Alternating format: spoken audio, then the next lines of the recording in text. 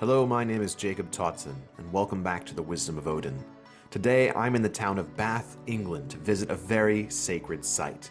This city is built on top of the only thermal hot spring in the UK, and has been both used by the ancient Celts and the ancient Romans. What I find most fascinating is that the goddess worshipped here was highly venerated by both of these people groups. For this video, I'll be taking you with me as I tour this temple that stands here now to this ancient goddess of the pagan past. So before I head into the actual museum itself, I figured I would go ahead and share with you the information I was able to find beforehand. As far as the healing springs, the bath here, we really don't know how long, at least at the time of me making this bit right here, how long the Celtic baths here existed. All we know is that the Romans came here and they were already using them. So the Celts were worshipping a goddess named Sulis at this time, which I believe is her original name. And Sulis translates from the Old Irish, possibly into eye or sight. And so that is what most people believe her name to mean. However, it's not confirmed if that's actually what her name means. But it does appear to be her original name, not transferred into Latin. The original temple built by the Romans was around 60 or 70 CE in the 1st century, and then it was added onto over the next 100 to 200 years, and eventually abandoned, of course, towards the end of the Roman Empire. But then it eventually fell into disrepair and was no longer used. The water itself now is no longer able to actually be bathed in because of the toxicity of it. Now, this isn't the water itself, this is just contamination over time, and the water source that the baths are using is still available to this day. So in the town of Bath itself, there is a huge compound of all the different healing springs that existed here in the past. One behind me here is actually a very small private one today. However, there's actually a placard on there now that says this was one of the original sites of the most offerings found. So the waters that come from this well right here are some of the original ones that were honored by the Britain people. So that's really fascinating, and it's been used as a private spa ever since then. And I guess even the building itself is quite historic and is a historic landmark because it's mostly original to what the Romans built years ago. And I noticed there's a face of a woman on this side that I think is very beautiful and more than likely was Sulis. Over here, across the street from the private bath, have the modern therma baths here as well.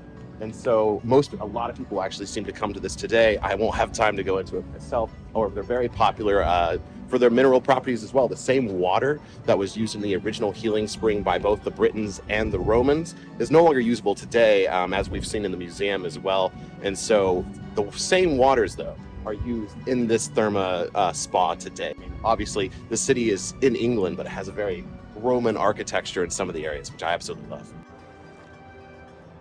While there is some debate whether or not the water itself has any healing properties, the baths here are still very popular. A lot of people travel to the therma baths. And having been to several different healing springs in the world, I gotta say they just rejuvenate the soul as much as they rejuvenate the body. If that doesn't sound cliche or not, but it really does mean something. But I want to expand a little bit on the relationship between the Romans and Sulis. So Sulis was the deity that was worshipped here as the goddess of the baths, the goddess of healing. And when the Romans came in, they recognized this and then changed her name into the Romanized version, which was Sulis Minerva, because they connected her to the goddess Minerva. Now, while the Romans did have their Romanized version of Sulis Minerva, this doesn't mean that they didn't venerate her more in the British sense. I mean, the village that was built around the temple was called Aqua Solis, or the Waters of Sulis, not the Waters of Minerva in the Latin. So, I mean, clearly Sulis herself was an important goddess to this area, even if she did have a Romanized variant, and the artwork we're going to see inside the museum itself is Romanized, of course. What makes Sulis so interesting is the large amount of votive offerings that have been found in the baths here. And so what the Celts were doing is they were throwing their votive offerings into the healing wells, into the streams and the pools. So they would often throw in just small little trinkets or coins or bits of silver or bits of copper, things like that. And so there's a large collection of votive offerings that have been left here. Addition to that, when the Romans came in, the practice of creating tablets that had healing prayers on it, or just general prayers, became commonplace. These tablets came in many different forms, and the most interesting of these are the curse tablets that have been found here, and they are very rare, and considering the fact that there are so many found here specifically is very interesting. This shows that Sulis, Minerva, Sulis, was both a healing goddess, but also a goddess that dealt out justice in a very strange way. I wrote down some of this information for you to tell you because I think it's pretty crazy. Over 12,000 coins from the time period of the Romans and the Celts were found here as left as offerings, and then over 130 curse tablets were found as well. So that's 130 curses that people know about that were conducted here. And so these curses were often very simple, and I'll go ahead and read one to you so you kind of get an idea of what these curses were. But they were for some pretty petty things at times. Dosimedes has lost 2 gloves. He asked the person who has stolen them should lose his mind and his eyes in the temple where she appoints. The person who has lifted my bronze vessel is utterly accursed. I give them to the temple of Sulis, whether woman or man, whether slave or free, whether boy or girl, and let him who has done this spill his own blood into the vessel itself. So yeah, these were, people were stealing things, and then people were putting some pretty heavy curses on people. I think this is really cool. I think, from what it sounds like, Sulis is a very interesting deity to me. And in my opinion, people wouldn't be coming to these places if it wasn't for the fact that it worked. And so, you had Roman legionaries, veterans returning from wars on the frontiers, coming to these healing baths on pilgrimage. And this is definitely where I saw the term pilgrimage pop up a lot when it comes to the baths here. And so a lot of Britons would do this as well, as well as a lot of Romans as well. And so this was a very important pilgrimage site for a lot of people to come and rest their weary bones and heal their wounds. Now, when it comes to the actual restoring of, one's soul or, a spiritual experience, this was a temple, and there were priests here as well. And we actually have some evidence of the way the priest class worked here, including one mask that I hope to actually see. I don't actually know if it's in here at the time of filming, so hopefully it is. But there was a mask found to one of these priests that was made out of tin. And so they would wear it, and it looks quite ghastly, honestly. The priest class here was a well-established one, and there's actually some evidence and rumors to suggest that the priests that worked here were actually at one point druids, or were druids, that converted over into the Roman ways to kind of escape persecution. And one of them is their names translated to gut reader, pretty wild. His name was gut reader. And so what this meant, or what has been theorized, is that he would take the entrails out of animals and read prophecy out of them. So this was also something I think was tied to the Druids as well, as far as prophesizing, divination, and then reading out of the guts of animals. So really interesting that this all occurred here. So that was all the information I had to share with you before going into the baths here. So let's go ahead and head inside the museum and show you what I find, and I'll report back any new information. Really looking forward to it, and I hope you enjoyed as well.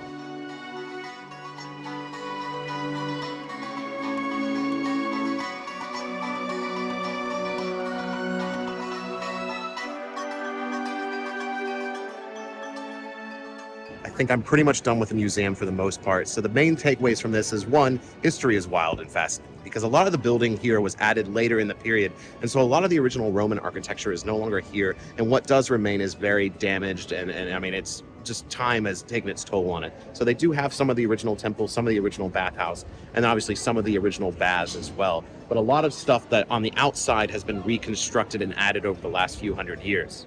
With that, you can actually still see the steam arriving, coming up from the waters right here. And I don't know if I still quite understand how the waters work, which is also impressive. But from what I gathered, the earth itself is heating this water and sending it up, which is one of the reasons why people thought this place was so special. I mean, why wouldn't you? You're in this, preheating time where you had to boil water with fire and things like that, and then the earth itself is sending hot water up. Of course, you're going to attach this to something very special. And so the ancient Celtic people did this, as well as the ancient people of Rome and the people that came before the Celtic people. I mean, that's a really cool feature. And then obviously the Romans took that and then did all of this with it, and did a very impressive job at harnessing this power. But obviously, as Rome fell, so did the ability to maintain such a place like this. Another thing I actually wanted to mention as well, which I forgot to mention before, was the Gorgon head was what it's called, but no one quite knows what it's the head of.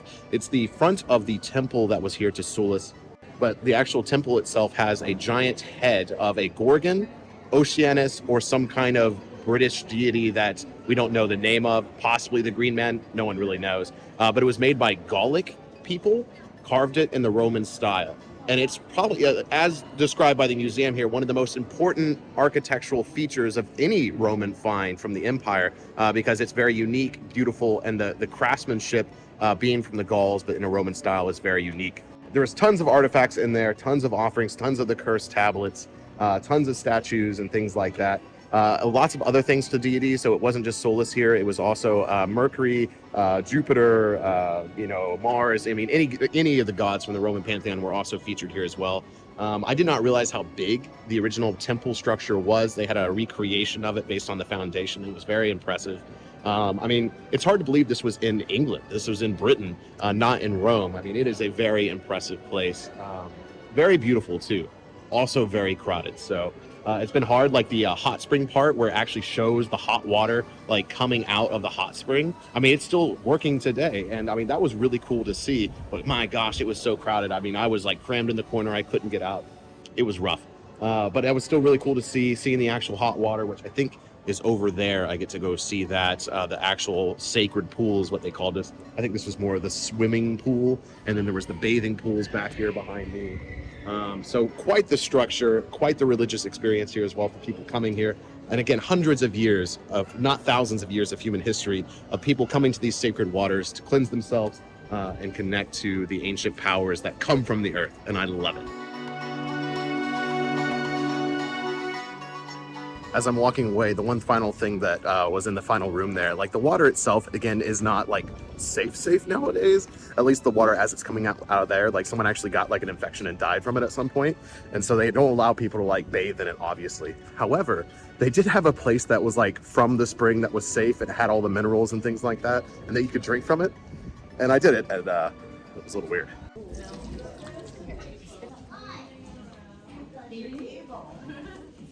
Tastes like a penny. So naturally, when it comes to this channel, I'm not just here to share information with you because I'm simply an artist, but I'm also someone who believes in these things. I believe in healing deities such as Sulis. I believe in healing waters. And so what I did is earlier this morning, before I started filming this video, I actually went into the countryside and I ended up giving an offering to the little streams here. And I just gave an apple, something simple and something tied to Norse mythology and healing when it comes to Idun's apples. And so I just went there, I said a little prayer to her, I dipped it in the water, I took a bite, and I let it go down the river and the stream. And it was a really beautiful moment. And a lot of the times all I say is because I do this research, but I haven't made these connections before. And so I'll basically just acknowledge Sulis. I'll say her name aloud, I'll say how much I respect and appreciate her and remember her. And then just kind of reflect on what I figured out about her. And yeah, it was just a really powerful and simple experience. I don't know the reach of paganism sometimes. Is Sulis just a deity that's tied to the waters here? Can you reach out to Sulis around the world? In fact, I actually bought this little head from the museum store. I mean, it was very cheap. It feels very cheap. But I just wanted an idol to put on my travel altar that was really small to kind of reflect on this. Because I've really never connected to a healing deity before. Even, Ymir within Norse mythology or Idun. Or even, Frigg, I've really just never felt anything. But here I really feel like I'm forming connection with a healing deity. And so I wanted to purchase something to kind of reflect and remember that as well. So I think this was a really good little trinket for that. So yeah, I really don't know if you can go home right now and give an offering to Sulis. Why not try? But my biggest thing is that healing springs and wells and spas are everywhere. Hot springs. I mean, hot springs is a name of so many different towns, like the town of Bath here. And so I really recommend going to these places, reflecting on the powers of the natural world, because that's really all we're doing in the end. With that, thank you so very much for joining me for this video. I hope you enjoyed all the sites of the museums. I hope you enjoyed the little offering. And I really encourage you to get out there and give offerings to your local healing deities and be thankful for the natural world and all that it does for us.